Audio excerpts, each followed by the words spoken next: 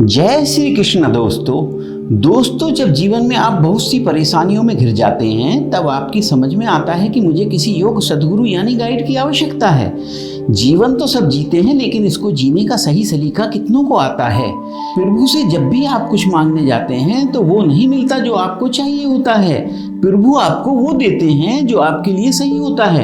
यही ध्येय है हमारी गीता का। मैं डॉक्टर राकेश भगवान श्री कृष्ण को प्रणाम करते हुए अपने गुरु के आशीर्वाद से एक आसान भाषा में श्रीमद् भगवत गीता के दूसरे अध्याय को अपने भाई बहनों को जो मुझे सुन रहे हैं समर्पित करता हूँ। जरा ध्यान से सुनिएगा। पहले अध्याय में आपने अर्जुन का विषाद, उसका दुख, उसकी दुविधा जानी। अब श्री कृष्ण इसका उत्तर देंगे और इस अध्याय का नाम है सांख्य योग। इसमें अर्जुन की कायरता तथा उसके भ्रम को लेकर विश्लेषण है। तो इससे पहले कि आप हमारे वीडियो में खो जाएं, हमारे चैनल को सब्सक्राइब जरूर कर लें। तो दोस्तों, यहीं से शुरू होती है उस ज्ञान की जिसके लिए श्रीमद् भगवत गीता को दुनिया का सबसे महानतम ग्रंथ व ज्ञान का भंडार माना जाता है। इस प्रकार करुणा से भरे हुए, आंसुओं से पूर्ण तथा व्याकुल नेत्रों वाले शोकायुक्त अर्जुन को भगवान देखते हैं। अर्जुन दुख से घिरा हुआ है, आशा खत्म हो चुकी है, हिम्मत टूट चुकी है और ऐसे में कृष्ण उसे समझाना शुरू करते हैं। जहां युद्ध का वर्णन होना चाहिए था, वहां दुख और विषाद का माहौल है। अर्जुन की आंखों में आंसू और मन में निराशा है। ये बहुत हैरानी की बात थी जिसकी किसी ने भी कल्पना नहीं की थी। श्री कृष्ण अर्जुन को समझाते हुए कहते हैं, अर्जुन, ये तो तुझे अचानक क्या हो गया?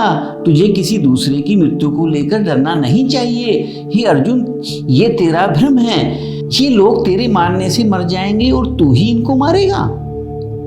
इन सब लोगों का जिनके लिए तू दुखी हो रहा है, और तेरा भी पिछला जन्म भी था और अगला जन्म भी होगा। इसलिए जिसे सोचकर तू दुखी हो रहा है वह तेरा ज्ञान अधूरा है। हे अर्जुन, तेरा यह सोचना कि इनकी मृत्यु का तुझे पाप लगेगा गलत है। इनको मारने वाला तू नहीं बल्कि मैं हूँ। तू तो इनकी मौत का सिर्फ एक माध्यम है। ये लोग मरने के बाद भी मेरे पास ही आएंगे, क्योंकि ये लोग शरीर नहीं बल्कि आत्मा है। आत्मा अजर अमर है। आत्मा को किसी भी तरह से नष्ट नहीं किया जा सकता। आत्मा तो अगले जन्म के लिए इस शरीर को उसी तरह छोड़ देगी जिस प्रकार तुम अपने पुराने वस्त्रों को बदलकर नए वस्त्र धारण कर लेते हो। हे अर्जुन, जन्म देने वाला भी मैं ही हूँ, मारने वाला भी मैं ही हूँ। इन सब की मौत मैंने तेरे हाथों लिखी है। हे अर्जुन, अगर तुझे ऐसा लगता है कि आत्मा भी मरती है तो तू ये अच्छी तरह से समझ ले कि आत्मा जैसे मरती है वैसे ही प्रकृति का चक्र पूरा करने के बाद उसको फिर से जन्म लेना पड़ेगा। इस प्रकार से भी आत्मा नष्ट नहीं हुई, प्रकृति ऐसे ही चलती है। तो भला तू इसका जिम्मेदार कैसे हो सकता है? जिस क्षत्रिय के जीवन में युद्ध करने का अवसर प्राप्त होता है वो भाग्यशाली होता है। क्षत्रिय का धर्म और कर्म युद्ध ही करना है, और अगर तूने यह युद्ध नहीं किया तो इसका मतलब यह होगा कि तूने अपना यह धर्म और कर्म नहीं निभाया, जिससे कि तेरे नाम के साथ कलंक जुड़ जाएगा। और तुझ जैसे महान धनुधर के नाम के साथ कलंक जुड़ना तेरी मौत से भी बदतर है। जो लोग तेरा अपसम्मान करते हैं वही लोग तेरी वीरता पर सवाल उठाएंगे। इसलिए हे अर्जुन, तू दुख, सुख, हार जीत और नफे नुकसान को छोड़कर अपने विचारों को स्थिर कर और युद्ध के लिए धनुष उठा।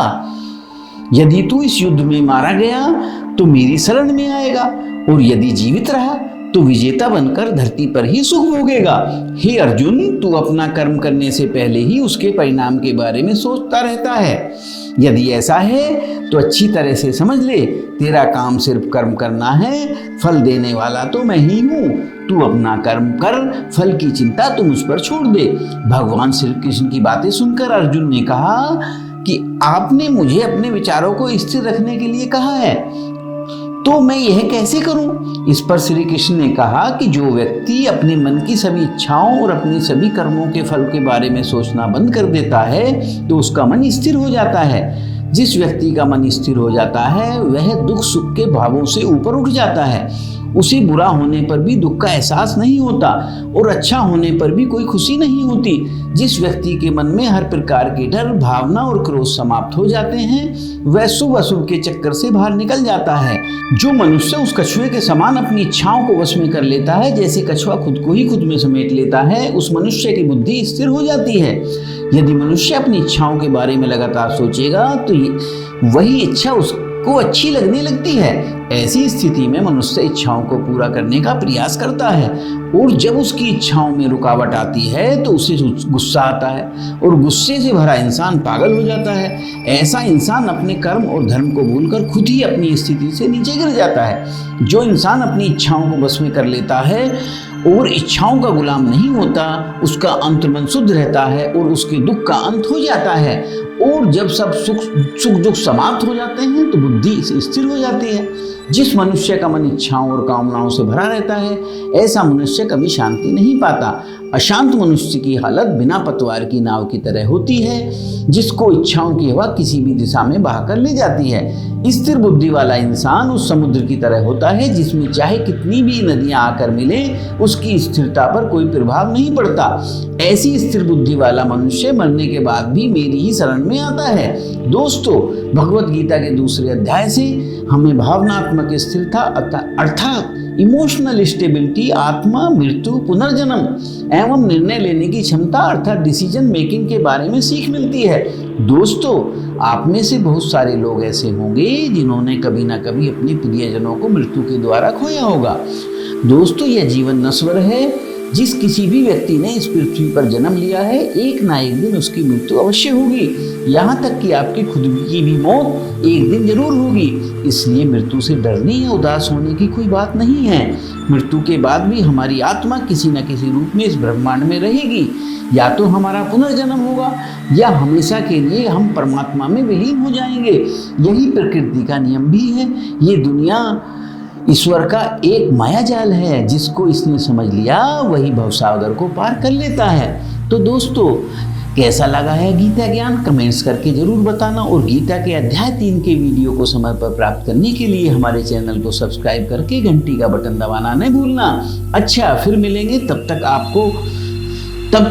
आप अपना व अपनों का ख्याल रखना। जय श्री कृष्णा।